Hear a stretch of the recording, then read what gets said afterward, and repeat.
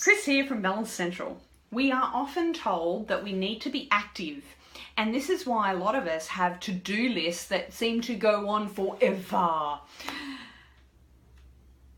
I'm quite active and I do have a long to-do list, and I quite like that energy, but I also know that it's important to infuse some just being energy into my life as well.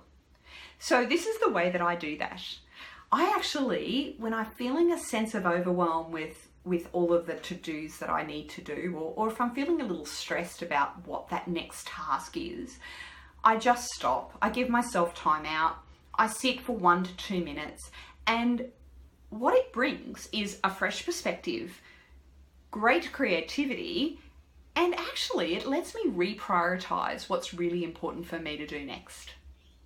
So disrupt your doing energy with some being energy and let me know how you go.